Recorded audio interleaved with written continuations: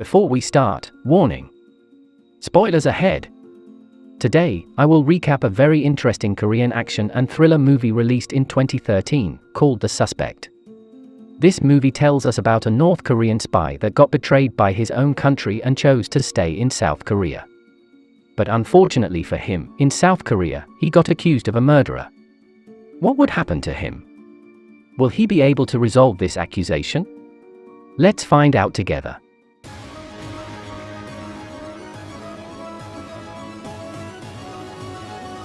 Movie started with a report about the increasing number of North Koreans defecting to South Korea. We then see a man named Dong Chol comes into his modest house, looking at a map that is posted on a wall, seeming to be looking into something. He looks distressed and gets a flashback of a child's voice begging not to be killed, and then a man shooting someone. The next morning, we see a reporter woman, Kyung-hee. She wants to investigate Dong Chol, as she is in a team that is making a documentary about the defectors. She tries to convince Dong Chol, saying that people will donate to him once they debut the documentary, but he just ignores her. That night, Dong Chol is working as a driver, being treated poorly by his customer as Kyung-hee stalks Dong Chol and records him. Then, Dong Chol is invited to a Korean bar by someone who wants to meet him there. It turns out that he is Gun-ho, the president of the Heju group. Dong Chol was working for him, but he applied for resignation. However, Gun-ho hasn't accepted his resignation and wants Dong Chol to work for him again, but he refuses. After their conversation, Dong Chol drives Gun-ho back home after they are done. On the way, they reminisce about the buckwheat in the north. It turns out that Gun-ho is also from the same town as Dong Chol in the north. Heju Group's executive director, Song, gives Dong Chol his severance pay, as well as a parting gift from the president. It's a piece of paper with the information of the man Dong Chol has been looking for. As Dong Chol gets out of the president's house, he feels that something is wrong. We see a man spraying a gas that makes Gun-ho unconscious, then injecting his foot with poison to kill him. Dong Chol arrives right afterwards and fights with the mysterious man, eventually killing him while Gun-ho is still dying. Dong Chol approaches the president, who gives him his glasses and tells him to bury them. We see a group of people surveilling the assassination from a remote location. The leader is Agent Suk-ho from the NIS, a South Korean intelligence agency. A group of people come in, claiming to be the police and asking Dong Chol to give the glasses to them. Dong Chol refuses, sensing that they are part of the group who killed Gun-ho, and a gunfight happens. Dong Chol jumps off the window to escape. We then see the housekeepers being shot to death, while eventually President Gun-ho is also shot again by Suk-ho. He calls his office to talk with the Defense Security Command. At a military team training boot camp led by a general named Min Se-hoon, or most people call him Chief Min, another high-ranking officer approaches him and tells him about a new mission. At first, Chief Min looks uninterested, but not after hearing that the target is Dong Chol. Next scene, we see Dong Chol inspecting the president's glasses. The NIS is investigating the crime scene as if they know nothing of it. There, we see Agent Suk-ho talking to Director Song, who is confused about the situation. Song then gets a call from Dong Chol, telling him that it's an assassination. Song keeps asking him where he is, and Agent Suk-ho tries to tap into his location, but Dong Chol already realizes this and immediately hangs up. We see suspicious men lurking around Dong Chol's house. Dong Chol watches them from afar as he is already on his way to leave. It turns out that they are tasked to place a gun inside Dong Chol's house. That way, the police will suspect Dong Chol as the culprit of killing the president director Heju. Chief Min has now arrived at the NIS headquarters. He has doubts about the true intent of this mission, but Suk-ho wants him just to do the job quietly, as Chief Min is the best spy sniffer. He is given a squad by Suk-ho, assisted by Captain Jo. We find out that Dong Chol was an elite spy for the North involved in an operation against the South. Se-hoon's team also brings in Kyung-hee and her assistant, asking her why she is interested in Dong Chol.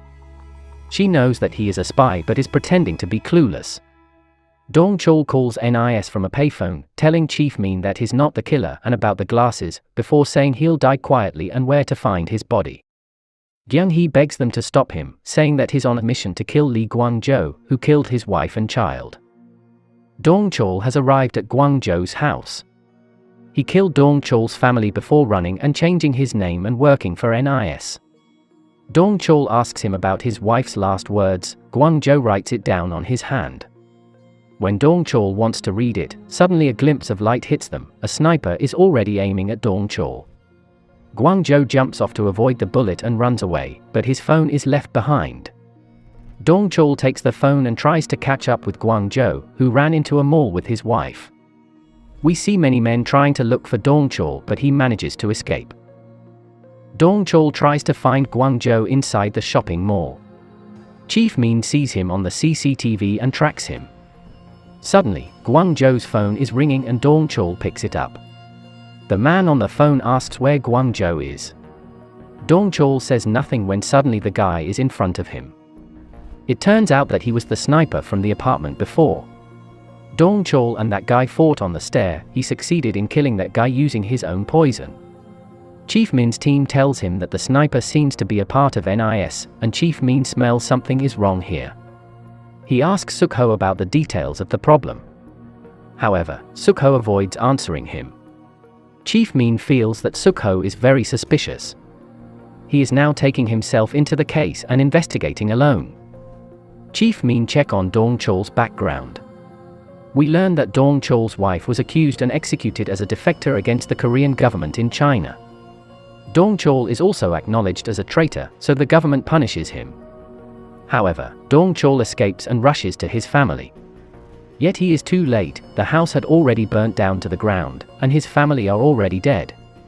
This incident is what Gyang Hee was investigating. At the other place, Gyang Hee is busy finding Dong Chol's files and trying to reveal the corrupted government. Dong Chol calls her and wants to meet up with her. However, the police have already tracked her movement. A few agents stalk her into the meeting location. Dong Chol and Gyang Hee realize that she has been followed. They both try to decoy the police and escape.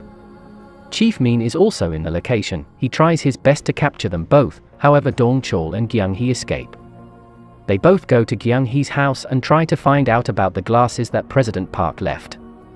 It turns out that there is a chemical formula imprinted on the glasses. The formula is the result of the Heeju group's research. Chief Min is called by the NIS chief and is threatened if he jeopardizes the mission. He meets with an informant given to him by his team, who tells him all about the real assassination of President Park.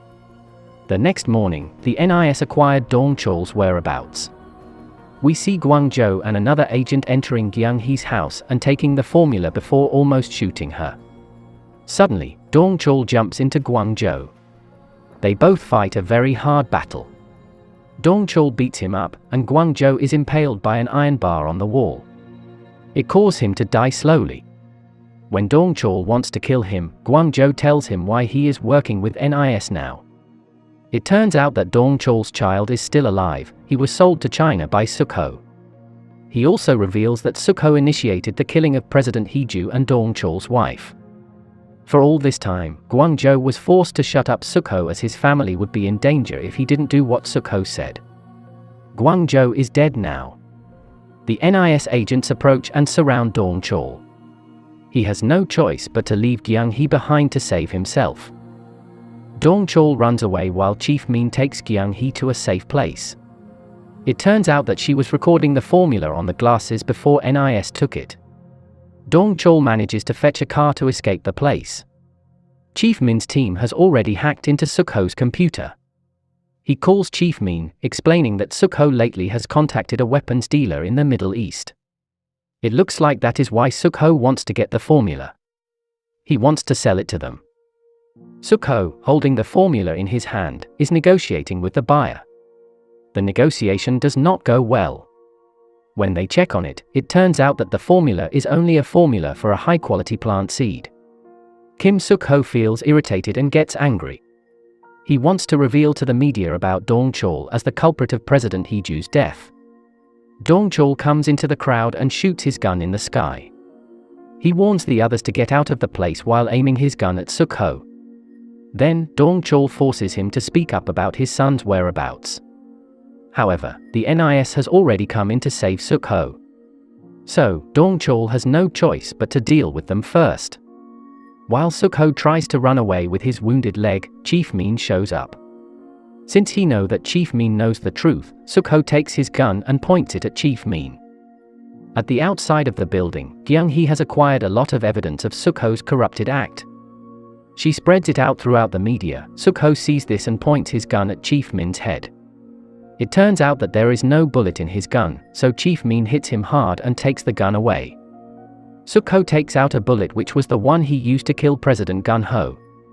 He isn't afraid of Chief Min because the only evidence will be gone forever if he uses the bullet. Suddenly, Dong-chol appears and chokes Sukho, asking his son's whereabouts. When Sukho is almost out of breath, he pushes a button which makes the window blinds open. The snipers aim at Dong-chol now. He has no choice but to back off from him. Chief Min gives his gun and the bullet to Dong-chol. He then shoots Sukho dead. Chief Min puts handcuffs on Dong-chol and gets out of the building. At the end of the movie, Chief Min gives him a note. It is the location of Dong-chol's son. He then stops by a minimarket to buy a cigarette, signaling him to run away. When he is back, Dong-chol has gone. Chief Min remembers that Dong-chol didn't kill him in Hong Kong because Dong-chol saw a picture of his family, so Chief Min wants to repay the debt. What do you think about this movie? Feel free to leave your opinion in the comment section. And that's boy how the movie end. Make sure to subscribe and turn on notifications. Thanks for watching, and see you next time.